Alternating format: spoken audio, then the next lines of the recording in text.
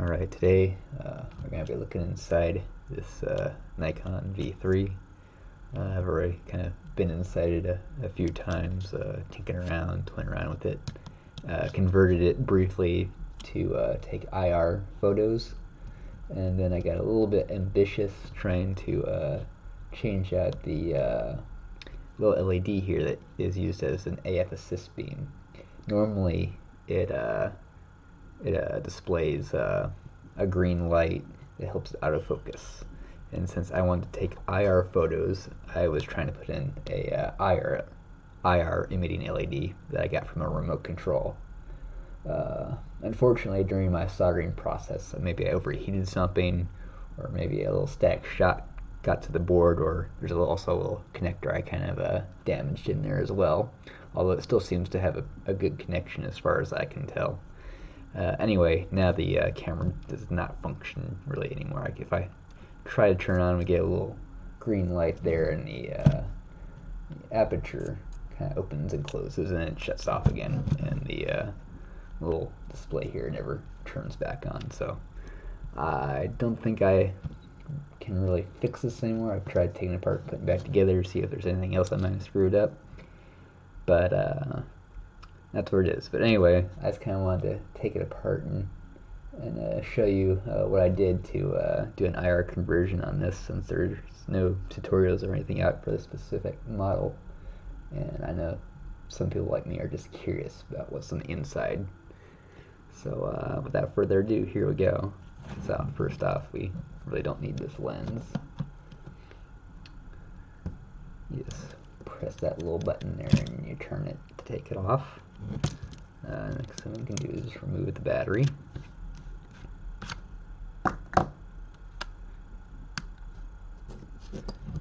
And then I like to start by taking off this rear panel here. There's about 5 screws, and what I'm going to do, in order to not lose any of these screws, I had this little piece of cardboard that I've glued a whole bunch of magnets onto, and it's kind of attached screws from each step onto a specific magnet, so I know where they go when I come back later on here when I want to put everything back together, because you're probably going to go through a few dozen screws to get down to the sensor, and trying to remember where they all go, and just holding on to all of them can be quite a challenge. Get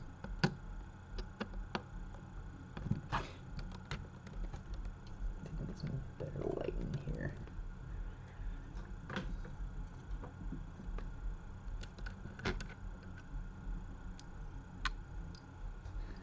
Alright, with that out of the way, this will pop out. And you start to see inside here, there's a little ribbon cable that goes to the LCD here. What I'm going to do is there's a little lever there. You can pull up on that. That's something. Maybe this will work better. Have been using an X-Acto knife, and I can't say I recommend that, because you risk cutting right through that cable. Oh, I got a print done. This is going to beep for a few seconds there. It's a very not pretty sound on that printer, since it doesn't have a sophisticated system to play the little Indiana Jones theme I had set up for it to play when it finishes. There we go. So you just take that out. Next thing we want to do is remove the screws that are down here, and we can use that to remove the articulating LCD screen. Get that out of the way. And I'm going to put these on another magnet, because they look very similar to the screws that we just removed, but I do believe they are a slightly different size.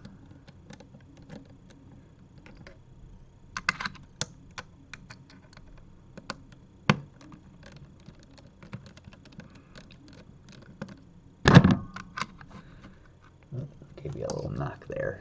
Let's see if I can't set that back up. There we go.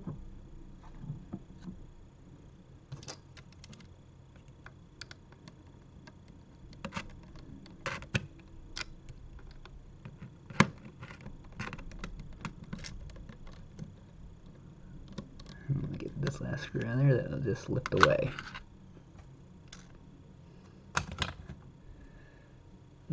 Next thing we're going to do is go around the edge here and remove the screws that we need to remove in order to get this back panel, this rear control panel off.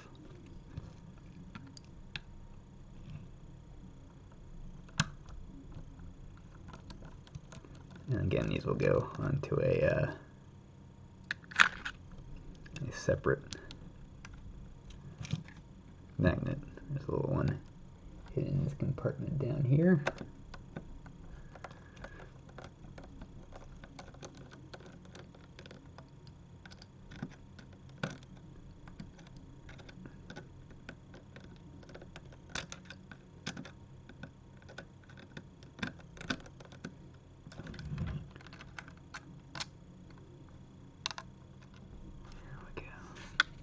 Now again, I like to kind of do these in a counterclockwise fashion.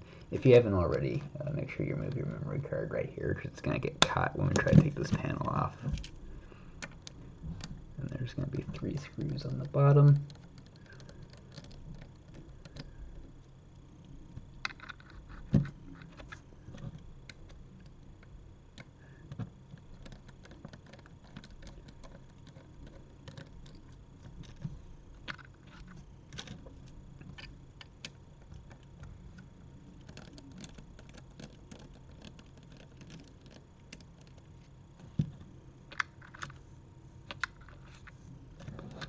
On this side, oops, underneath this little thing that says mic, we got a screw.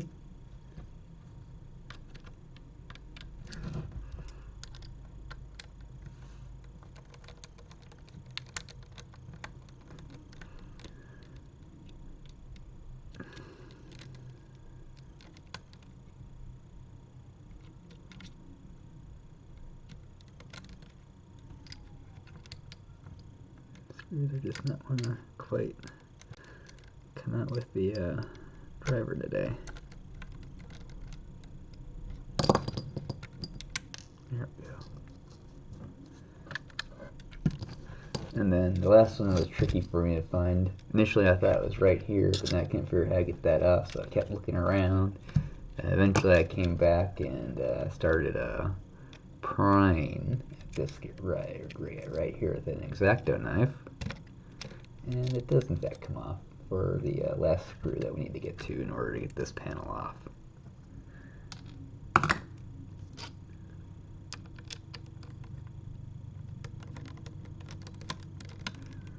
Right, hiding right by that flash button, that pop-up flash button. Alright, and now this back panel is just going to come right off. There's going to be a little ribbon cable here down here, so be careful with that. You just want to kind of go in there or something. There's a little, I'm going to use my X-Acto knife. This is like real bad, but whatever. It's a tool that works for me. And flick that up, and then you can remove your panel here. And you set that off to the side. And then you can remove this guy here, make sure you don't lose him. And again on this side, remove this little guy here.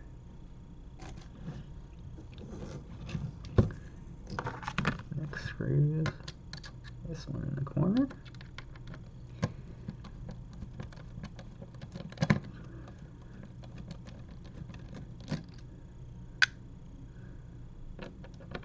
Down here.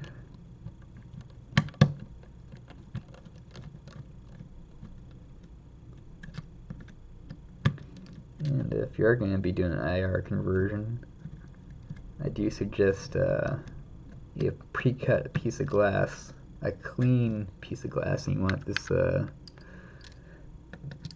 glass to be coated with anti-reflective coatings. And for me, the easiest way to do that is to take a piece of museum glass from for framing artwork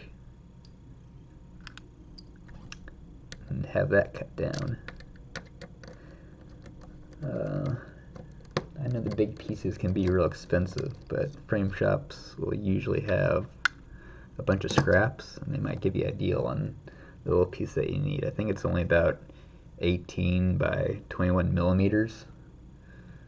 So I have no idea what they would charge for that. I mean, they probably can't even calculate that in the system, so maybe they just charge you for cutting it.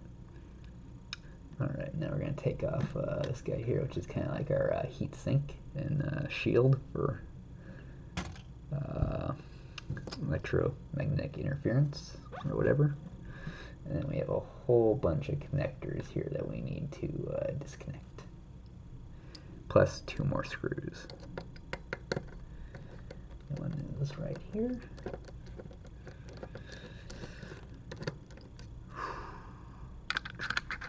And the other guy is up here.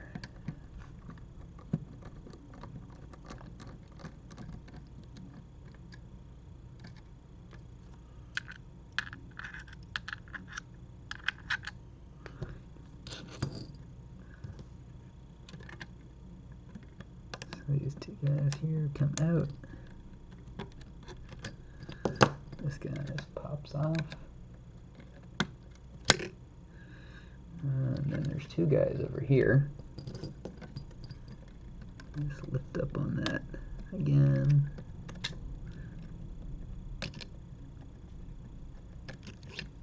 Those guys are out. And then over here, you can see it's the connector that I damaged at some point. So I don't know if this is right there. That may be what's keeping this camera from working, or it could be something else. Who knows? I don't. In any case, we remove that cable. These guys up here. And in order to get these out, I find that you have to kind of keep that door open with your finger, and then you can slide out that cable.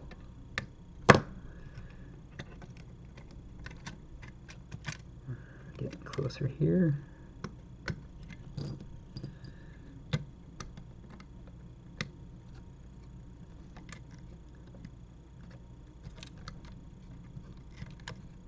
Cable's out of the way. Let's slide out.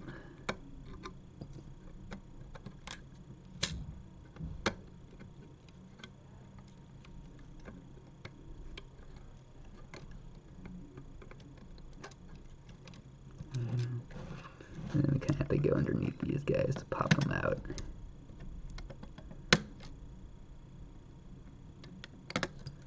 Alright, now I should be able to lift this guy out.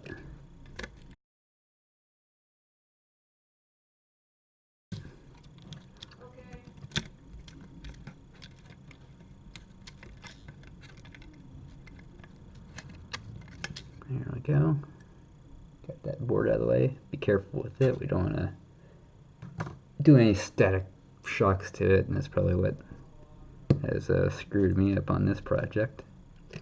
And then here we got 3 screws to remove our sensor.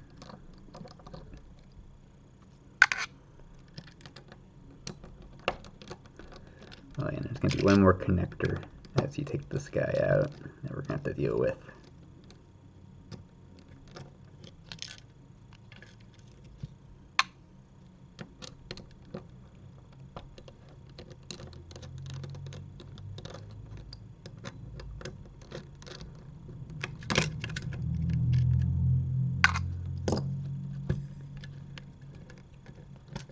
This guy right here. And we don't care too much about being careful with it because we're going to be permanently removing that later. So now we're done with the body. And here's our sensor. There's a couple pieces we have to deal with here. But first we're going to remove the 4 screws on the sides here.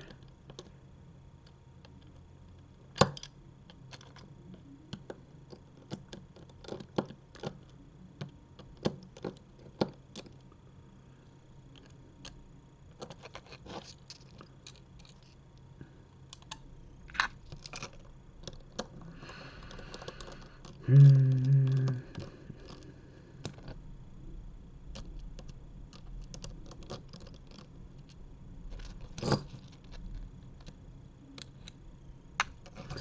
yeah, and you want to be doing this in a really clean environment, because you get any dust on the sensor and it's just gonna show up. Especially if you're using a longer lens, a smaller aperture, it's just gonna look like your thing's incredibly dirty. Even if the sensor looks clean, it's gonna look dirty. So be very clean. All right, we can take that off. And now there's two things we have to deal with here. This first component has what we call a hot mirror on it, and this reflects infrared light. And what it also does is with this little connector here, whenever you want to clean your sensor using like a little vibration or something, I don't actually think it works. Personally, I've never really seen any difference in any of the cameras that I've used that have the feature. But in any case, we're going to be permanently removing this because it's going to block some of that infrared light that we want to hit the sensor. So there's just a couple of tabs on the side here that we need to disconnect. Might be easier to go underneath.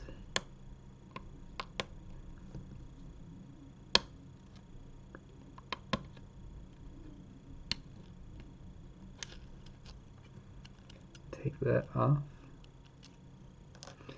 and then we can have this guy come away. And you don't need him anymore. We'll put this back into place, just snaps back on, and put him to the side. Next we come to our sensor. At this point you definitely want to have your cut piece of glass ready. And let me double check the measurements on that. I got my calipers here around here somewhere.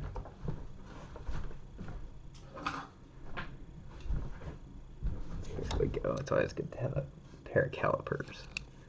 So, the ideal size here is going to be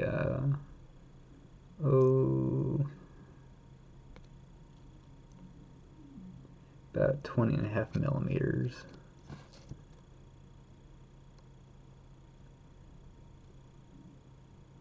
By 18.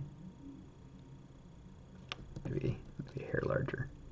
And the first time trying to remove this guy, he's going to be pretty well situated on that little rubber thing. And there's one corner, I think it's the one down here, might have moved around, but you can just go in there and allow you to pry it out. I slipped a little bit the first time I did it, but it didn't really seem to bother anything. So anyway, you get rid of that. And now it's completely exposed to any kind of dust in the elements. So you want to very quickly put down your extremely clean piece of glass, which this one isn't, because I've been screwing around with it, but this camera doesn't work anyway. And you're going to put that back in there. And again, this is a piece of museum glass from a picture frame shop. And that's going to let infrared and visible light pass through. So this is almost a full spectrum conversion, except for the fact that museum glass blocks UV light. But I'm not too interested in that at the moment.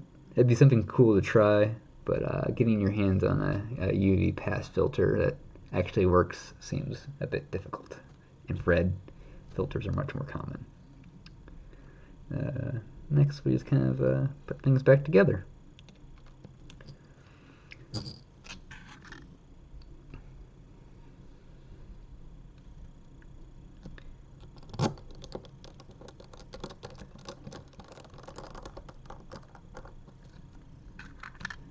And the museum glass is going to be slightly thicker than the filter that we've removed. So this guy's going to be a little bit tight. We may not tighten it down all the way because we might crack this plastic. We don't want to do that.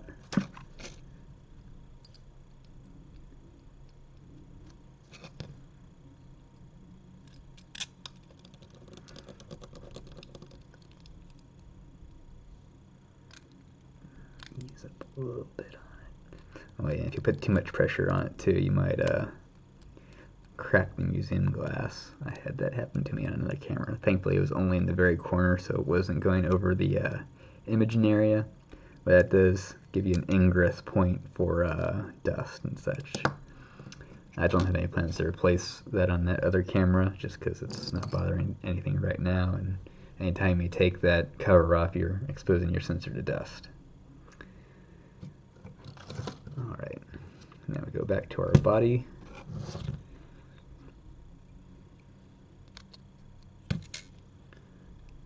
And there's a couple pegs that allow you to get this guy lined up back in place.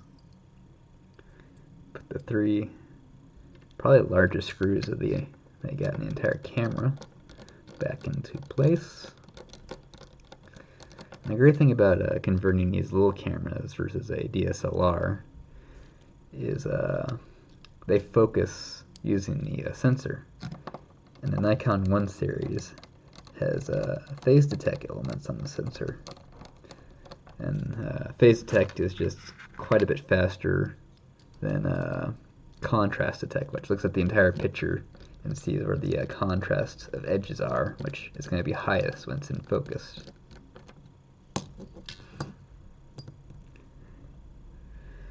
Versus phase detect, it kind of looks at an attribute of the light and can tell whether it's back focused or front focused, I believe. And then it can calculate how far it has to move the lens in order to bring it into focus, which is faster when you can tell the direction that you need to move in, versus with contrast detect, it kind of has to go back and forth a little bit to figure out which way is going to have a positive effect on the image. Alright, I'm just going to start snapping in these connectors. Gray guy goes in the bottom here.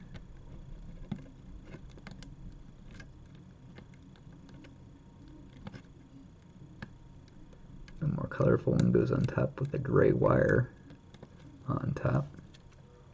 Remember that you have two guys down here. I'm just going to use this X-Acto again to help me, which is probably pretty risky for that flex cable. But again, I don't really care too much about this camera now that I've damaged it beyond repair.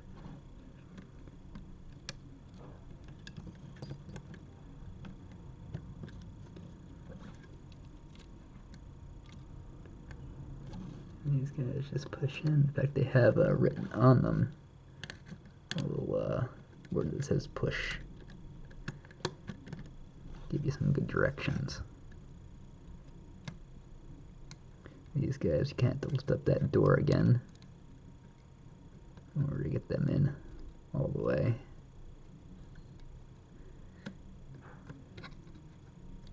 There we go. And then push it down and lock it into place.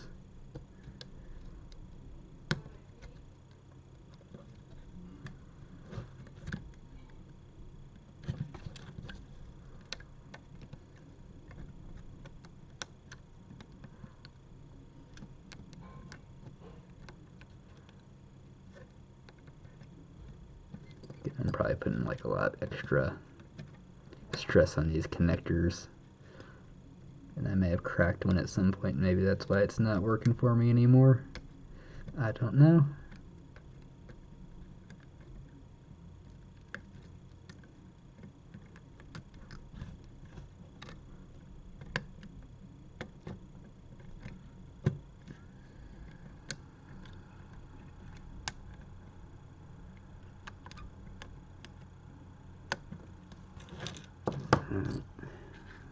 Put in our screws. Just make sure these cables are routed out of the way.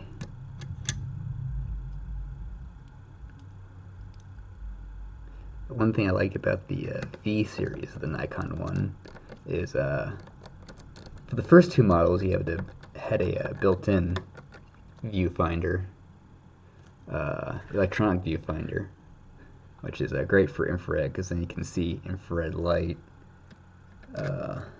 right through the camera, and you get the extra stabilization of holding it up to your eye that you don't get when you have to hold the traditional point and shoot out in front of you. It's a very kind of awkward position.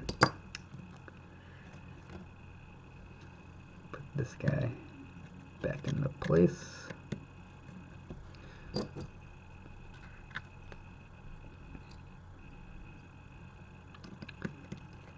Versus when you do it with a DSLR, you kind of lose your viewfinder if you use a filter on your lens, or if you don't, you put you kept a infrared pass filter instead of a clear glass for a DSLR. Then your focus is just always going to be off because infrared focuses on a slightly different plane than visible light does, as well as the glass that we remove kind of acts as the final lens element, and when you change it out, it's not going to be the same thickness, and the glass may have different refractive properties, so light's going to bend different as it goes through it, and that's going to cause it to focus on a different plane. And with a DSLR, it has a separate focusing unit that still has the original calibration for visible light in that original glass that you removed. So you're going to have to adjust that in order for it to focus at all. Otherwise, you just have to focus manually and kind of guess.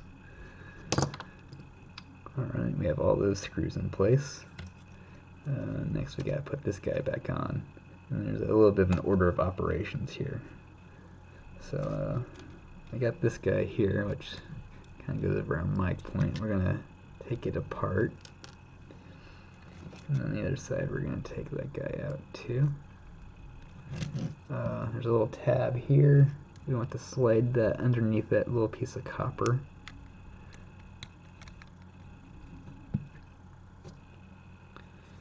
And put this tab back in place. Make sure that lever is up.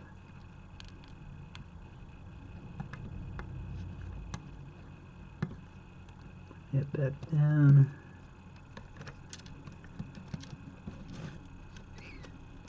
This guy goes this way. Lift that up a little bit. And ring him over.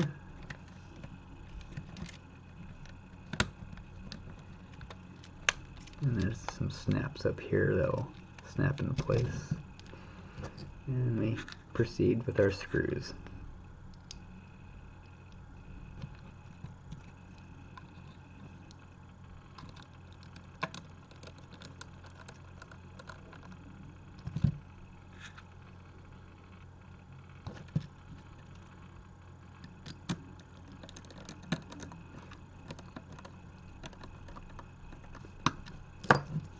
That guy back in. There's a little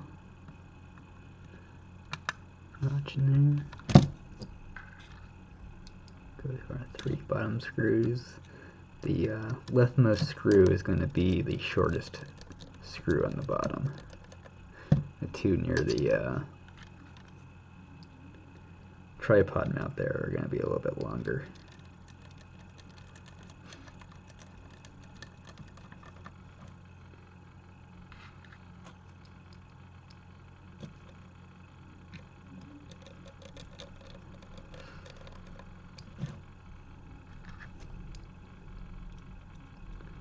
We got 2 screws on this side. Put that tab back in.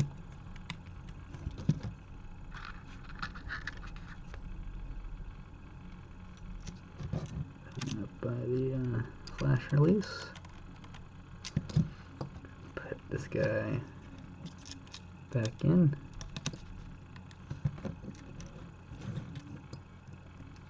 And we got our back panel. Slide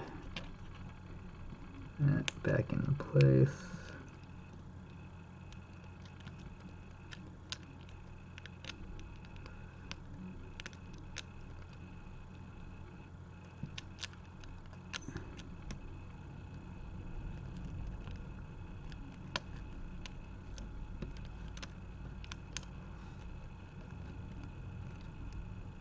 lock it down. And you want to be careful with this, make sure you don't put any stress on that cable.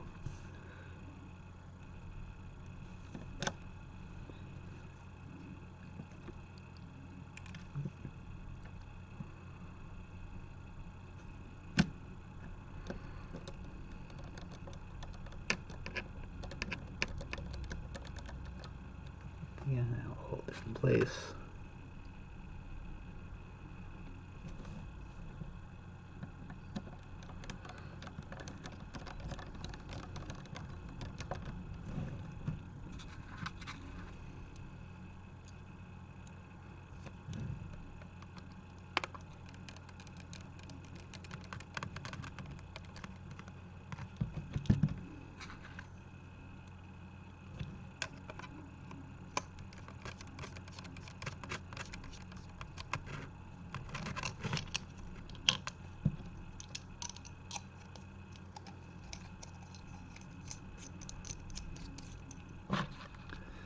And come back to our little doohickey here.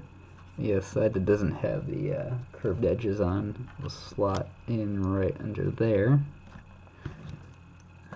Just put in 5 more screws and you'll be done.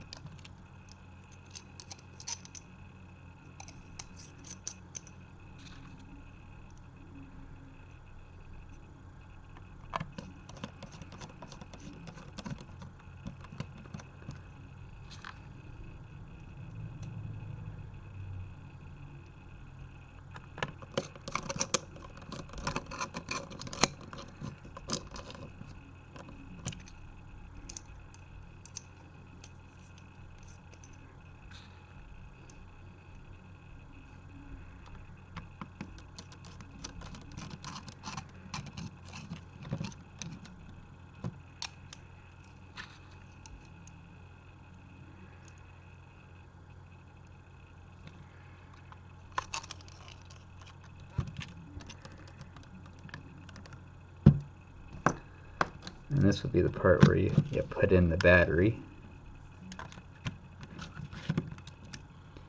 And you would turn on. But unfortunately this camera, as I said, does not work. But now, if it did, it would be sensitive to infrared light, and you could go around having fun with that. That's going to be all for this kind of a little show and tell of the insides. I hope it was informative. Again, actually I don't think I said this, but you do risk breaking your camera or whatever by doing this, so use extreme caution, and if this is something you're uncomfortable with, there's definitely people out there that would convert your camera for the right price. I'm not one of them, and I can't really recommend any of them, but you can definitely Google them.